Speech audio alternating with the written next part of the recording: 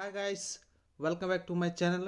Bank of ಬರೋಡಾದಲ್ಲಿ ಈಗ ಹುದ್ದೆಗಳು ಖಾಲಿ ಇರುವಂಥದ್ದು. ಎಷ್ಟು ಹುದ್ದೆಗಳು ಖಾಲಿ ಇದ್ದಾವೆ, ಪ್ರಾರಂಭದ ದಿನಾಂಕ ಏನು, ಕೊನೆಯ ದಿನಾಂಕ ಏನು, ಕ್ವಾಲಿಫಿಕೇಷನ್ ಏನಾಗಿರಬೇಕು, ಏಜ್ ಎಷ್ಟಿರಬೇಕು, ಫುಲ್ ಡೀಟೇಲ್ ಆಗಿ ಈ ಒಂದು ವಿಡಿಯೋದಲ್ಲಿ ನೋಡ್ತಾ ಹೋಗೋಣ. ಎಲ್ಲೂ ಕೂಡ ವಿಡಿಯೋವನ್ನು ಸ್ಕಿಪ್ ಮಾಡಬೇಡ್ರಿ, ಕಂಪ್ಲೀಟಾಗಿ ನೋಡಿರಿ. ಇನ್ನೂ ಕೂಡ ಯಾರೆಲ್ಲ ಸಬ್ಸ್ಕ್ರೈಬ್ ಆಗಿಲ್ಲ ಆದಷ್ಟು ಬೇಗ ಸಬ್ಸ್ಕ್ರೈಬ್ ಆಗಿರಿ. ಹಾಗೆ ಲೈಕ್ ಬಟನ್ ಕಾಣಿಸ್ತಾ ಇರುತ್ತೆ, ಲೈಕ್ ಮಾಡಿರಿ. ಲೈಕ್ ಮಾಡಿದ್ರಾ? ಬನ್ನಿ ಈಗ ಒಂದೊಂದಾಗಿ ನೋಡ್ತಾ ಹೋಗೋಣ. ಬ್ಯಾಂಕ್ ಆಫ್ ಬರೋಡಾದಲ್ಲಿ ಈಗ ಹುದ್ದೆಗಳು ಖಾಲಿ ಇರುವಂಥದ್ದು. ಈ ಒಂದು ಹುದ್ದೆಗೆ ಅಪ್ಲಿಕೇಶನ್ ಹಾಕೋದಕ್ಕೆ ಪ್ರಾರಂಭದ ದಿನಾಂಕ ಬಂದು 6/2/2026 ಪ್ರಾರಂಭದ ದಿನಾಂಕ ಆಗಿರುತ್ತೆ.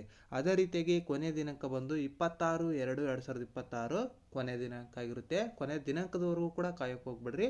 ಆದಷ್ಟು ಮುಂಚಿತವಾಗಿಯೇ ಅಪ್ಲಿಕೇಶನನ್ನು ಸಬ್ಮಿಟ್ ಮಾಡಿಬಿಡ್ರಿ. ಲಾಸ್ಟಿಗೆ ಸರ್ವರ್ ಬ್ಯುಸಿ ಆಗುವಂತಹ ಸಾಧ್ಯತೆ ಇರುತ್ತೆ. ಅಡ್ವಾನ್ಸ್ ಆಗಿ ಅಪ್ಲಿಕೇಶನನ್ನು ಸಬ್ಮಿಟ್ ಮಾಡಿರಿ, ನಿಮ್ಮ ತಯಾರಿಯನ್ನು ಶುರು ಮಾಡಿಕೊಳ್ರಿ. ಇಲ್ಲಿ ನೋಡ್ತಾ ಇರ್ಬೋದು 253 ಹುದ್ದೆಗಳು ಇಲ್ಲಿ ಖಾಲಿ ಇರುವಂಥದ್ದು. ಇಲ್ಲಿ ವಿವಿಧ ರೀತಿಯ ಹುದ್ದೆಗಳು ಖಾಲಿ ಇರುವಂಥದ್ದು. ಫಸ್ಟ್ ಒಂದು ಅಸಿಸ್ಟೆಂಟ್ ವೈಸ್ ಪ್ರೆಸಿಡೆಂಟ್ ಅಂತಂದೇಳಿ 14 ಹುದ್ದೆಗಳು ಖಾಲಿ ಇರುವಂಥದ್ದು. ಡೆಪ್ಯೂಟಿ ಮ್ಯಾನೇಜರ್ ಇಲ್ಲಿ 62 ಹುದ್ದೆಗಳು ಖಾಲಿ ಇರುವಂಥದ್ದು. ಅಸಿಸ್ಟೆಂಟ್ ಮ್ಯಾನೇಜರ್ ಇಲ್ಲಿ 177 ಹುದ್ದೆಗಳು ಖಾಲಿ ಇರುವಂಥದ್ದು. ಒಟ್ಟು ಟೋಟಲ್ ಆಗಿ 253 ಹುದ್ದೆಗಳು ಖಾಲಿ ಇರುವಂಥದ್ದು. ಈ ಅಸಿಸ್ಟೆಂಟ್ ವೈಸ್ ಪ್ರೆಸಿಡೆಂಟ್ ಹುದ್ದೆಗೆ ಸಂಬಂಧಪಟ್ಟಂತೆ ಮಿನಿಮಮ್ 26 ವರ್ಷ ಆಗಿರಬೇಕು, ಮ್ಯಾಕ್ಸಿಮಮ್ 36 ವರ್ಷದೊಳಗಿನ ಎಲ್ಲ ಅಭ್ಯರ್ಥಿಗಳು ಕೂಡ ಅಪ್ಲಿಕೇಶನನ್ನು ಸಬ್ಮಿಟ್ ಮಾಡ್ಬೋದು. ಹಾಗೆ ಈ ಅಸಿಸ್ಟೆಂಟ್ ವೈಸ್ ಪ್ರೆಸಿಡೆಂಟಿಗೆ ಯಾವುದಾದ್ರೂ ಒಂದು ಡಿಗ್ರಿಯನ್ನು ಕಂಪ್ಲೀಟ್ ಮಾಡಿರಬೇಕು. ಅದಾದ ನಂತರ ಮಿನಿಮಮ್ 5 ವರ್ಷ ಎಕ್ಸ್ಪೀರಿಯನ್ಸ್ ಆಗಿರಬೇಕು. ಅಂತಹ ಅಭ್ಯರ್ಥಿಗಳು ಅಸಿಸ್ಟೆಂಟ್ ವೈಸ್ ಪ್ರೆಸಿಡೆಂಟ್ ಹುದ್ದೆಗೆ ಅಪ್ಲಿಕೇಶನನ್ನು ಸಬ್ಮಿಟ್ ಮಾಡ್ಬೋದು. ನೆಕ್ಸ್ಟ್ ಡೆಪ್ಯೂಟಿ ಮ್ಯಾನೇಜರ್ ಹುದ್ದೆಗೆ ಸಂಬಂಧಪಟ್ಟಂತೆ ಯಾವುದಾದ್ರೂ ಒಂದು ಡಿಗ್ರಿಯನ್ನು ಕಂಪ್ಲೀಟ್ ಮಾಡಬೇಕು. ಏನಾದರೂ MBA ಅಥವಾ PGDM ಆದಂತಹ ಅಭ್ಯರ್ಥಿಗಳಿಗೆ ಅವ್ರು ಏನು ಮಾಡ್ತಾ ಹೋಗ್ತಾರೆ, ಪ್ರಿಫರೆನ್ಸನ್ನು ಕೊಡ್ತಾ ಹೋಗ್ತಾರೆ. ಈ ಒಂದು ಹುದ್ದೆಗೆ 3 ವರ್ಷ ಎಕ್ಸ್ಪೀರಿಯನ್ಸನ್ನು ಅವರು ಕೇಳಿರುವಂಥದ್ದು. ಏಜ್ ಬಂದು 24ರಿಂದ 34 ವರ್ಷದೊಳಗಿನ ಎಲ್ಲ ಅಭ್ಯರ್ಥಿಗಳು ಡೆಪ್ಯೂಟಿ ಮ್ಯಾನೇಜರ್ ಹುದ್ದೆಗೆ ಅಪ್ಲಿಕೇಶನನ್ನು ಸಬ್ಮಿಟ್ ಮಾಡ್ಬೋದು. ನೆಕ್ಸ್ಟ್ ಅಸಿಸ್ಟೆಂಟ್ ಮ್ಯಾನೇಜರ್ ಅಂತಂದೇಳಿ ಇವರಿಗೆ 22 ವರ್ಷದಿಂದ 32 ವರ್ಷದೊಳಗಿನ ಎಲ್ಲ ಅಭ್ಯರ್ಥಿಗಳು ಕೂಡ ಅಪ್ಲಿಕೇಶನನ್ನು ಸಬ್ಮಿಟ್ ಮಾಡ್ಬೋದು. ಇದಕ್ಕೂ ಕೂಡ ಡಿಗ್ರಿಯನ್ನು ಕೇಳಿರುವಂಥದ್ದು.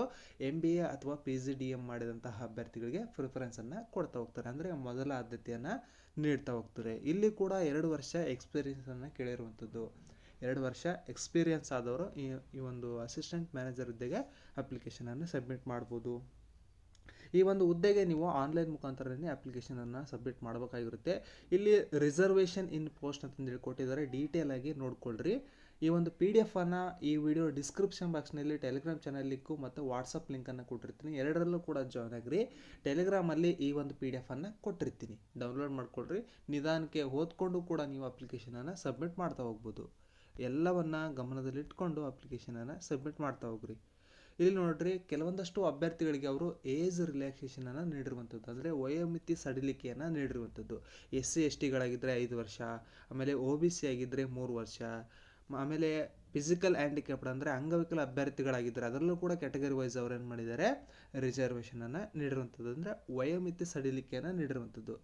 ಅಂಗವಿಕಲ ಅಭ್ಯರ್ಥಿಗಳಲ್ಲಿ EWS ಅಥವಾ ಜನರಲ್ ಆಗಿದ್ದರೆ 10 ವರ್ಷ, OBC ಆಗಿದ್ದರೆ 13 ವರ್ಷ, SC ST ಗಳಾಗಿದ್ದರೆ 15 ವರ್ಷ. ಈ ರೀತಿಯಾಗಿ ಅವ್ರು ಏನು ಮಾಡಿದ್ದಾರೆ, ವಯೋಮಿತಿ ಸಡಿಲಿಕೆಯನ್ನು ನೀಡಿರುವಂಥದ್ದು. ಇಲ್ಲಿ ಎಕ್ಸ್ ಸರ್ವಿಸ್ ಮ್ಯಾನ್ ಅವ್ರಿಗೂ ಕೂಡ ಇಲ್ಲಿ ರಿಸರ್ವೇಷನನ್ನು ನೀಡಿರುವಂಥದ್ದು, ವಯೋಮಿತಿ ಸಡಿಲಿಕೆಯನ್ನು ನೀಡಿರುವಂಥದ್ದು. ಜನರಲ್ ಅಥವಾ EWS ಆಗಿದ್ದರೆ 5 ಇಯರ್ಸು, OBC ಆಗಿದ್ದರೆ 8 ವರ್ಷ, SC ST ಆಗಿದ್ದರೆ 10 ವರ್ಷ. ಈ ರೀತಿಯಾಗಿ ಅವ್ರು ಏನು ಮಾಡಿದ್ದಾರೆ, ವಯೋಮಿತಿ ಸಡಿಲಿಕೆಯನ್ನು ನೀಡಿರುವಂಥದ್ದು. ಇದರ ಆಧಾರದ ಮೇಲೆ ಏನು ಮಾಡ್ತಾರೆ, ಅವರು ಅಪ್ಲಿಕೇಶನ್ ಹಾಕೋದಕ್ಕೆ ಸಡಿಲಿಕೆಯನ್ನು ನೀಡಿರುವಂಥದ್ದು. ಇಲ್ಲಿ ನೋಡ್ತಾ ಇರ್ಬೋದು, ಅಪ್ಲಿಕೇಶನ್ ಫೀಸನ್ನು ನೋಡ್ತಾ ಹೋಗೋಣ. ಈಗ ಜನರಲ್ ಕ್ಯಾಟಗರಿ ಅವರು ಮತ್ತು EWS OBS ಅಭ್ಯರ್ಥಿಗಳಿಗೆ ಸಂಬಂಧಪಟ್ಟಂತೆ 850 ರೂಪಾಯಿ ಪ್ಲಸ್ GSTಯನ್ನು ಆ್ಯಡ್ ಮಾಡಿಕೊಂಡು ಅವ್ರು ಏನು ಮಾಡ್ತಾ ಹೋಗ್ತಾರೆ, ಅಪ್ಲಿಕೇಶನನ್ನು ತಗೊಳ್ತಾ ಹೋಗ್ತಾರೆ. ನೆಕ್ಸ್ಟ್ SC ST PWD ಆಮೇಲೆ ESM ವುಮೆನ್ ಇಂತಹ ಅಭ್ಯರ್ಥಿಗಳಿಗೆ 175 ರೂಪಾಯಿ ಪ್ಲಸ್ GSTಯನ್ನು ಕಟ್ ಮಾಡ್ತಾ ಹೋಗ್ತಾರೆ. ಅಪ್ಲಿಕೇಶನ್ ಫೀಸ್ ಇಷ್ಟು.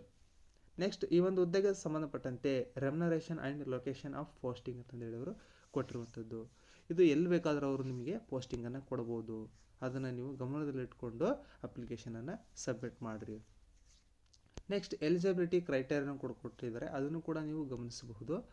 ನೋಡ್ತಾ ಹೋಗೋಣ ನೆಕ್ಸ್ಟ್ ಏನೇನು ರಿಕ್ವೈರ್ಮೆಂಟ್ಸ್ಗಳಿದ್ದಾವೆ. ಇಲ್ಲಿ ಸೆಲೆಕ್ಷನ್ ಪ್ರೊಸೀಜರ್ ಬಗ್ಗೆ ಈಗ ನೋಡ್ತಾ ಹೋದರೆ, selection process may comprise application scrutiny, online test, psychometric test or any other test deemed suitable further selection ಅಂತಂದೇಳಿ ಹೇಳಿದ್ದಾರೆ. ಫಸ್ಟ್ ಒಂದು ಸ್ಕ್ರೂಟ್ನಿ ಮಾಡ್ತಾರೆ, ಆಮೇಲೆ ಆನ್ಲೈನ್ ಟೆಸ್ಟನ್ನು ಇಡ್ತಾರೆ, ಆಮೇಲೆ ಸೈಕೋಮೆಟ್ರಿಕ್ ಟೆಸ್ಟನ್ನು ಇಡ್ತಾರೆ, ಆಮೇಲೆ other test if in case ಅವ್ರಿಗೆ ಏನಾದ್ರು ಬೇಕಾಗಿತ್ತು ಅಂತಂದರೆ ಅಂತಹ ಟೆಸ್ಟನ್ನು ಮಾಡಿಕೊಂಡು ಅವ್ರು ಏನು ಮಾಡ್ತಾ ಹೋಗ್ತಾರೆ, ಸೆಲೆಕ್ಷನ್ ಲಿಸ್ಟನ್ನು ಮಾಡ್ತಾ ಹೋಗ್ತಾರೆ. ಇದನ್ನು ಗಮನದಲ್ಲಿಟ್ಕೊಂಡು ಎಲ್ಲರೂ ಕೂಡ ಅಪ್ಲಿಕೇಶನನ್ನು ಸಬ್ಮಿಟ್ ಮಾಡ್ಬೋದು. ಡಾಕ್ಯುಮೆಂಟ್ ವೆರಿಫಿಕೇಷನ್ ತುಂಬ ಇಂಪಾರ್ಟೆಂಟ್ ಆಗಿರುತ್ತೆ. ಯಾವ ಯಾವ ದಾಖಲಾತಿಗಳು ಇರಬೇಕು ಅನ್ನೋದನ್ನು ಕೂಡ ನಾನು ನೆಕ್ಸ್ಟ್ ವೀಡಿಯೋದಲ್ಲಿ ಅಪ್ಲೋಡ್ ಮಾಡ್ತಾ ಹೋಗ್ತೀನಿ. ಇಲ್ಲಿ ಯಾವ ರೀತಿಯಾಗಿ ಅಪ್ಲಿಕೇಶನನ್ನು ಸಬ್ಮಿಟ್ ಮಾಡಬೇಕು ಅನ್ನೋದನ್ನು ಕೂಡ ಅವರು ಡೀಟೇಲಾಗಿ ಕೊಟ್ಟಿರುವಂಥದ್ದು. ಅದರ ಮುಖಾಂತರ ನೀವು ಫಾಲೋ ಮಾಡಿ ಅಪ್ಲಿಕೇಶನನ್ನು ಸಬ್ಮಿಟ್ ಮಾಡ್ಬೋದು. ವೆಬ್ಸೈಟ್ ಅಡ್ರೆಸ್ ಬಂದು www.bankofbaroda.bankin ಅಂತಂದೇಳಿ ಸರ್ಚ್ ಕೊಟ್ಟರೆ ಅಲ್ಲಿ ಓಪನ್ ಆಗುತ್ತೆ. ಆ ಒಂದು ವೆಬ್ಸೈಟಲ್ಲಿ ನೀವೇನು ಮಾಡ್ಬೋದು, ಅಪ್ಲಿಕೇಶನನ್ನು ಸಬ್ಮಿಟ್ ಮಾಡ್ಬೋದು. ಅಪ್ಲಿಕೇಶನ್ ಫೀಸು ಎಲ್ಲ ಡೀಟೇಲ್ಸು ನಿಮಗೆ ಗೊತ್ತಾಯಿತು. ನೆಕ್ಸ್ಟ್ ನೋಡ್ತಾ ಹೋಗೋಣ. ಎಲ್ಲೂ ಕೂಡ ವೀಡಿಯೋವನ್ನು ಸ್ಕಿಪ್ ಮಾಡಬೇಡ್ರಿ, ಕಂಪ್ಲೀಟಾಗಿ ನೋಡಿರಿ. ಅರ್ಧಂಬರ್ಧ ವೀಡಿಯೋವನ್ನು ನೋಡ್ತೀರಿ, ಕಮೆಂಟ್ಸ್ ಹಾಕ್ತೀರಿ, ಈ ರೀತಿ ಮಾಡೋಕ್ಕೆ ಹೋಗ್ಬೇಡ್ರಿ. ಆನ್ಲೈನ್ ಮುಖಾಂತರನೇ ಈ ಒಂದು ಹುದ್ದೆಗಳಿಗೆ ಅಪ್ಲಿಕೇಶನನ್ನು ಸಬ್ಮಿಟ್ ಮಾಡಬೇಕಾಗಿರುತ್ತೆ. ಈ ಒಂದು PDF ನಾನು ಟೆಲಿಗ್ರಾಮು ಮತ್ತು ವಾಟ್ಸಪ್ಪಲ್ಲಿ ಕೊಟ್ಟಿರ್ತೀನಿ. ಈ ಒಂದು ವೀಡಿಯೋವನ್ನು ಯಾರೆಲ್ಲ ಡಿಗ್ರಿಯನ್ನು ಕಂಪ್ಲೀಟ್ ಮಾಡಿಕೊಂಡು ಮನೆಯಲ್ಲೇ ಖಾಲಿ ಕುಳಿತಿದ್ದೀರಿ ಅಂತಹ ಅಭ್ಯರ್ಥಿಗಳಿಗೆ ಸೆಂಡ್ ಮಾಡಿರಿ. ಇದರಿಂದ ಅವರಿಗೆ ಬ್ಯಾಂಕ್ ಆಫ್ ಬರೋಡಾದಲ್ಲಿ ಹುದ್ದೆ ಸಿಗುವಂತಹ ಚಾನ್ಸಸ್ ತುಂಬ ಇರುತ್ತೆ. ಬ್ಯಾಂಕಿಂಗ್ ಇದರಲ್ಲಿ ಅಚೀವ್ ಮಾಡಬೇಕಂತಹ ಅಭ್ಯರ್ಥಿಗಳು ಯಾರೆಲ್ಲ ಕನಸ್ಕೊಂಡಿರ್ತಾರೆ ಅಂತಹ ಅಭ್ಯರ್ಥಿಗಳು ಇದೊಂದು ಒಳ್ಳೆಯ ಆಪರ್ಚುನಿಟಿ ನಿಮಗೆ ಅಪ್ಲಿಕೇಶನ್ ಸಬ್ಮಿಟ್ ಮಾಡೋದಕ್ಕೆ. ಎಲ್ಲರೂ ಆದಷ್ಟು ಬೇಗ ಅಪ್ಲಿಕೇಶನನ್ನು ಸಬ್ಮಿಟ್ ಮಾಡಿರಿ.